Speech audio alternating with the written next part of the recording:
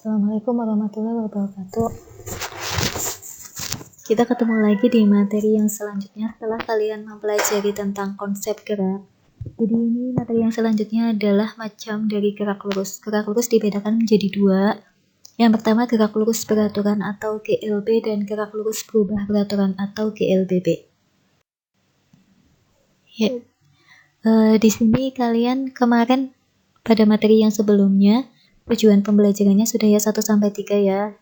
Yang berikutnya nanti tujuan pembelajaran 4, 5, 6 yaitu yang pertama mendeskripsikan karakteristik GLB, kemudian mendefinisikan percepatan sebagai perubahan kecepatan tiap satuan waktu, dan mendeskripsikan karakteristik GLBB.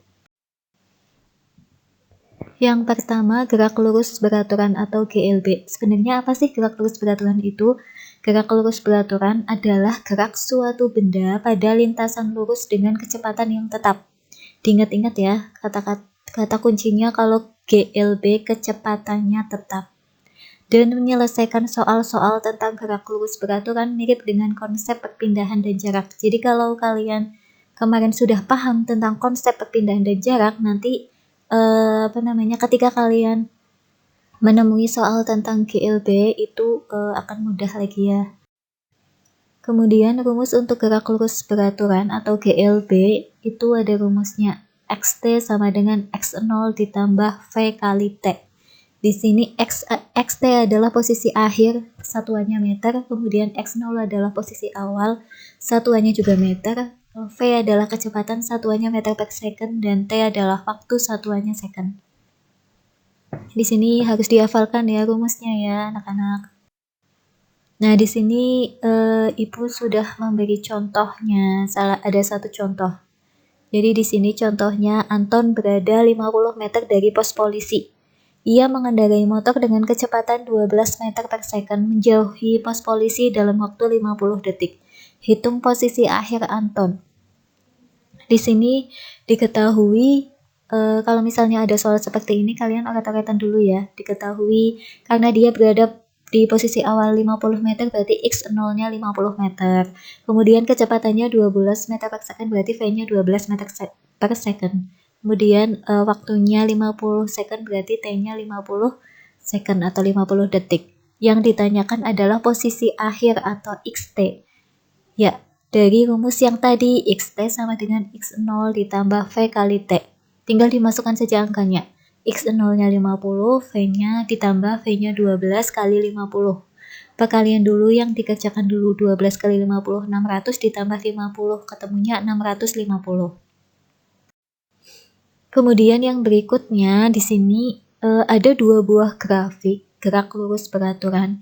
Yang pertama adalah grafik jarak atau perpindahan terhadap waktu. Itu di sebelah kanan. Jarak ya, S ya. Sebagai sumbu Y-nya itu S-nya dan sebagai sumbu X-nya itu T-nya. Jadi di sini di sebelah kanan itu grafik jarak atau perpindahan terhadap waktu. Kalau misalnya kalian mau mencari nilai kecepatannya, apakah di sini kecepatannya tetap, kalian bisa mencari sendiri ya di sini ya. Di sini ketika XT-nya itu 9, X0-nya 4, itu dengan T-nya itu 5, nanti bisa dicari kecepatannya apakah sama dengan yang XT-nya 12 dan X0-nya 9, kemudian T-nya 8. Ini nanti kalau dicari pasti kecepatannya sama. Jadinya grafiknya seperti ini. Kemudian grafik yang kedua adalah grafik kecepatan atau kelajuan terhadap waktu, itu yang ada di sebelah kiri. Jadi di sini sebagai sumbu Y-nya itu V-nya atau kecepatannya dan sebagai sumbu X-nya itu T-nya. Karena kecepatannya selalu tetap, jadi grafiknya mendatar. Diingat-ingat ya, kecepatan selalu tetap, jadi grafik kecepatan terhadap waktu pada GLB, grafiknya selalu mendatar. Diingat-ingat ya anak-anak. Kemudian di sini misalkan ya, Ibu misalkan ada suatu contoh soal. Di sini misalkan ada kereta troli diluncurkan pada bidang miring. Dan di sini sudut kemiringannya kecil, sehingga kereta troli bergerak dengan kelajuan atau kecepatan yang tetap. Terus ketika keretanya diukur menggunakan pita taker timer. Oh ya, pita taker timer apa sih itu pita taker timer? Jadi pita taker timer itu alat untuk mengukur kecepatan dan percepatan pada gerak lurus. Bisa pada GLB dan bisa pada GLBB. Di sini, kalau misalnya kecepatannya tetap, maka jarak antar titik satu dengan titik yang lain pada pita taker timer itu jaraknya sama. Ya, inilah pita taker timer pada GLB atau gerak lurus beraturan. Ini karena kenapa jaraknya sama? Karena kecepatannya selalu tetap atau konstan. Nah, di sini terbukti bahwa pada gerak lurus beraturan atau GLB dalam waktu yang sama akan menempuh jarak yang sama. Hal ini juga sekaligus menunjukkan bahwa tiap bagian jarak yang ditempuh oleh kereta troli ditempuh dalam waktu yang sama. Itu pengertian dari GLB. Kemudian kita lanjut ke yang kedua ya. Kalau tadi sudah paham tentang gerak lurus beraturan atau GLB, kita beralih ke gerak lurus berubah beraturan atau GLBB. Kalau tadi gerak lurus beraturan, GLB itu kecepatannya selalu tetap. Maka kalau yang GLBB, apa sih itu GLBB? GLBB atau gerak lurus berubah beraturan adalah gerak suatu benda pada lintasan lurus dengan kecepatan berubah secara tetap. Bukan kecepatannya tetap ya, tapi kecepatannya berubah secara tetap. Nah, di sini berbeda dengan GLB yang tadi. Kalau GLB tadi kan kecepatannya selalu tetap. Tapi kalau yang di GLBB di sini kecepatannya berubah secara tetap. Atau dengan kata lain, percepatannya yang tetap. Ingat-ingat. Di sini ada 3 rumus yang digunakan pada GLBB. Di sini sudah Ibu berikan langsung rumusnya aja. Yang pertama adalah VT sama dengan V0 ditambah A kali T. Kemudian yang kedua, XT sama dengan X0 ditambah V0 kali T. Ini T kecil ya. Ini T kecil, mohon maaf ini salah ketik, ini T kecil. V0 kali T kecil ditambah setengah kali A kali T. Wah, ini ada satu simbol A ya. Kalian pasti belum mengetahui A itu percepatan. Kemudian rumus yang terakhir, VT kuadrat sama dengan V0 kuadrat ditambah 2 kali A. A-nya percepatan ya, kali delta X. Delta X itu perubahan posisi atau posisi akhir dikurangi posisi awal, itu delta X. Di sini sudah ada keterangannya. XT itu posisi akhir, satuannya meter. Kemudian X0 itu posisi awal, satuannya juga meter. Kemudian VT adalah kecepatan akhir, satuannya meter per second. Kemudian V0 adalah kecepatan awal, satuannya meter per second juga. A tadi adalah percepatan dan T adalah waktu. Tadi delta X itu perubahan posisi atau posisi akhir dikurangi posisi awal. Di sini sudah mulai banyak rumus dan kalian sudah harus menghafalkan rumus-rumusnya ya. Ya.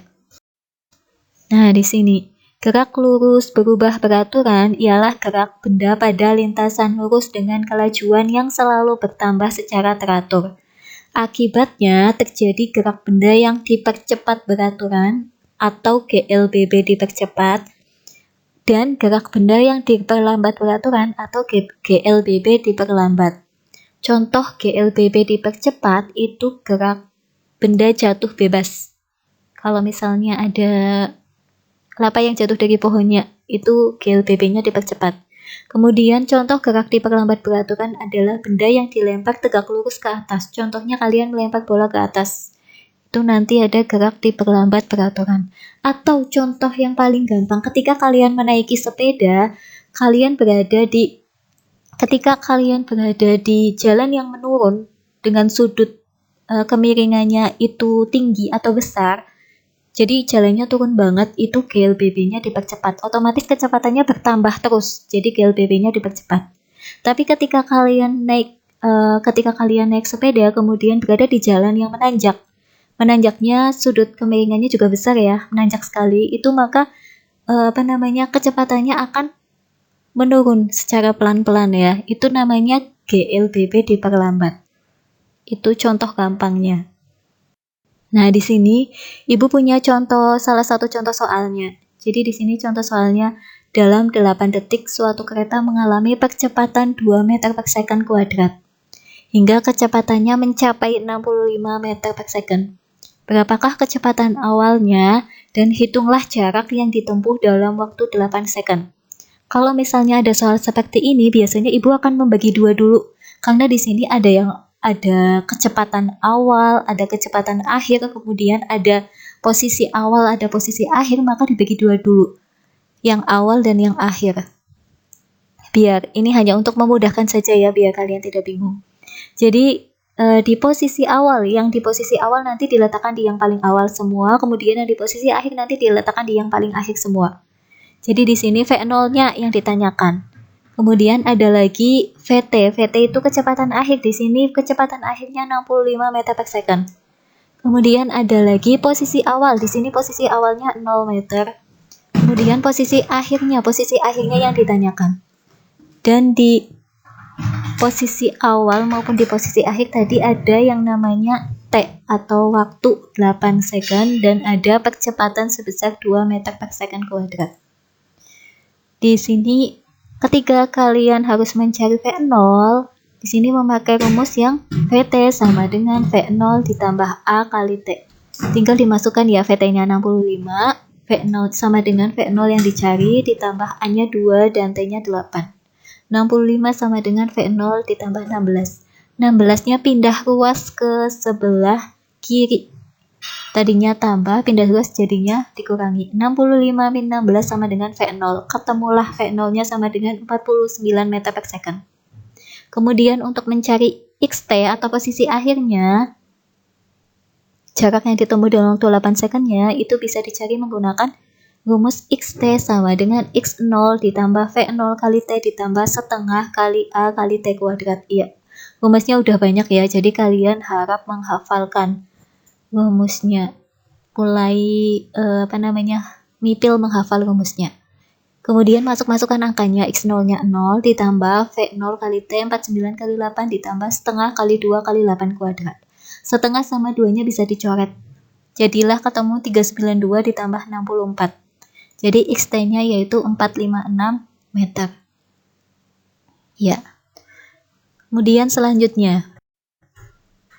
Nah, di sini contohnya ketika kereta troli yang diluncurkan pada bidang miring, maka semakin cepat, di sini kan kereta trolinya itu lintasannya jalannya menurun ya. Jadi semakin cepat maka jarak ketukan pada pita tiger timernya jaraknya semakin jauh karena kecepatannya semakin besar. Di sini ada penjelasannya. Nah, ini penjelasannya. Kereta troli yang sudah dipasangi pita kertas dihubungkan dengan tiger timer. Diluncurkan pada papan miring dengan sudut kemiringan yang relatif besar sehingga kereta meluncur ke bawah dengan kecepatan yang semakin besar. Jejak ketukan pada pita kertas semakin lebar yang menunjukkan kecepatannya semakin besar. Maka kereta ini telah mengalami percepatan. Jadi apa sih sebenarnya itu percepatan? Percepatan adalah besarnya pertambahan kecepatan tiap satuan waktu. Itu yang namanya percepatan. Simbolnya disimbol A. Jadi dari situ diperoleh rumus A sama dengan VT dikurangi V0 dibagi T. VT-nya itu kecepatan akhir, V0-nya kecepatan awal, A-nya percepatan dan T-nya adalah waktu. Untuk gerak dipercepat beraturan, nilai A-nya selalu positif. Dan untuk gerak diperlambat beraturan, nilai A-nya negatif. Diingat-ingat ya anak-anak. Ya, sampai sini mudah-mudahan materi yang Ibu sampaikan bisa dapat kalian pahami. Apabila nanti ada yang tidak kalian pahami atau kurang kalian pahami, bisa kalian catat dulu dan kalian tanyakan di cafe atau kalian tanyakan lewat WA. Terima kasih atas perhatiannya. Wassalamualaikum warahmatullahi wabarakatuh.